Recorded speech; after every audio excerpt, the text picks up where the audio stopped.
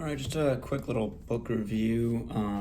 Today is Kafka on the Shore by Haruki Murakami. I think I'm saying that right. Japanese author. This is the second novel that I've written by Murakami. The first was Norwegian Wood, and I enjoyed it quite a lot. I actually made a video about it. I read it very recently. It was quite an easy read, quite a quick read. I like the way that the author wrote, and after having just finished Infinite Jest, I kind of wanted something a little bit more light. So I went to Kafka on the Shore by Haruki Murakami, thinking that it would just be a nice, easy break from Infinite Jest. On the cover from the New Yorker is a little blurb saying, "An instantly metaphysical mind bender." I probably should have read that because it was quite mind bending at times. And I'll come right out and say it. This book kind of let me down. I really did enjoy Norwegian Wood, and I think I might have had too high of an expectation for this book. I knew that Norwegian Wood was unlike any of Murakami's other works, but I thought I liked his writing enough that I would like his other works. Maybe that's not true. Maybe it's just that Norwegian Wood was the one that I liked the best. The biggest difference between that novel and his others, as far as I'm aware, I've only read Norwegian Wood and now Kafka on the Shore, is that Norwegian Wood is a realist novel, so there's no supernatural anything going on in the book. And I guess I might have been a little bit in denial about how much the supernatural would play in this novel. I'll give some spoilers, so if anybody hasn't read this novel yet, there's probably going to be some spoilers from here on in. But yeah, in the beginning, there's kind of a mentally ill man who's talking to a cat, and you can kind of write that off as, okay, is he really talking to the cat, or he just thinks he's talking to the cat? But as things further develop, the supernatural takes such a big role in the novel that it just can't be denied, and you just have to go with it. And I think it's overdone. I'm not necessarily against supernatural anything being in a book. I'm not at all. I've read many books that have supernatural aspects to it, but it just feels like it's, I wouldn't say a distraction, but it doesn't always add to this novel.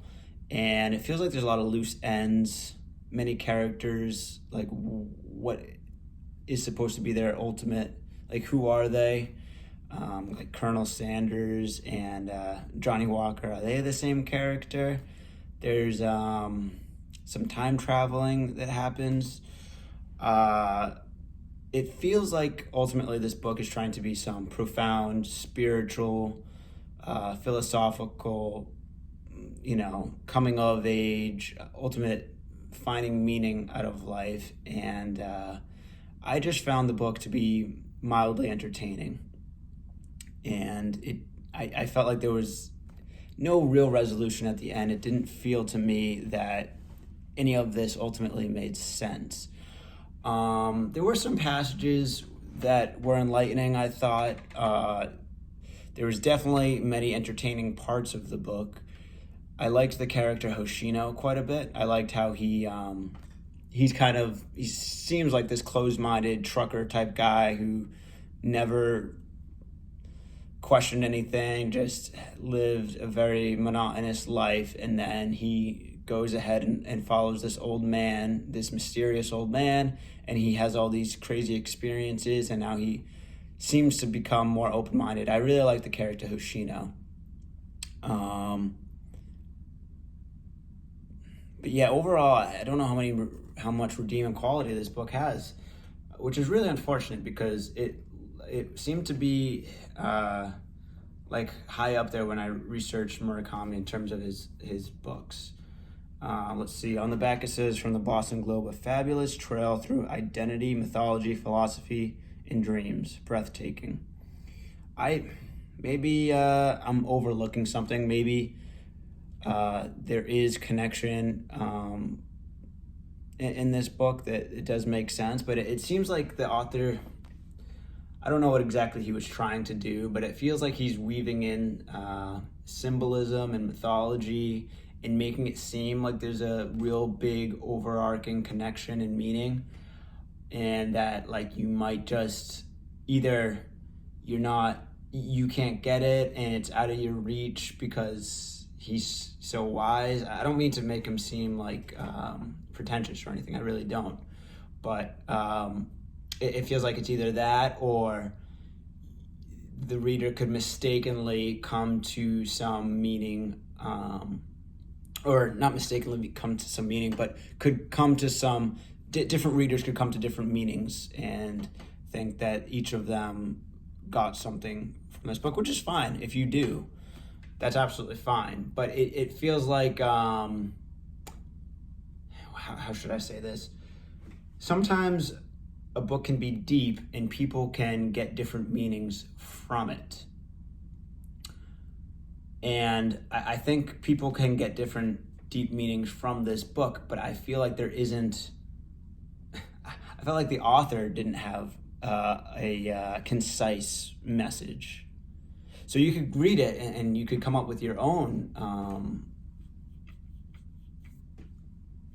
understanding of it, but I don't know. I feel like it's just esoteric and just trying to come off as being profound when there's just no there.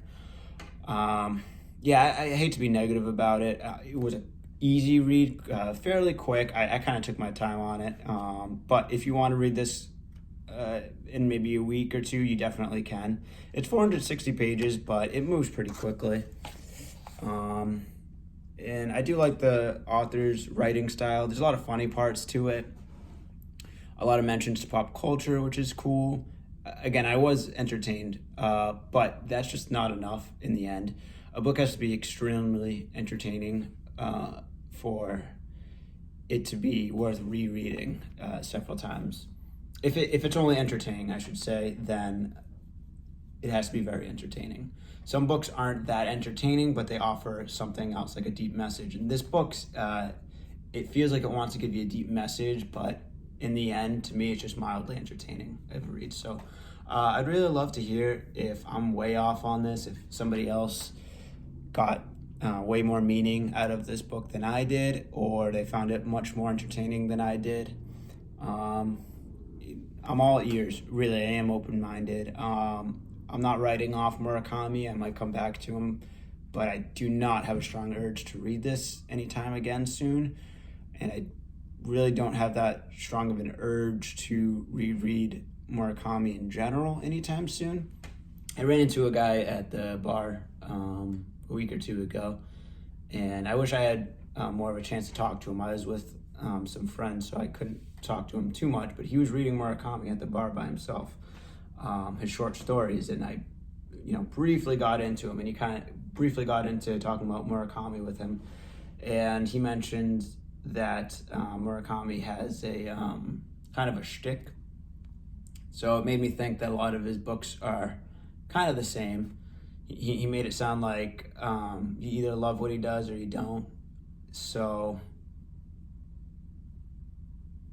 I don't know. What other books might you recommend if you did like Norwegian Wood, but you didn't really like Kafka on the Shore?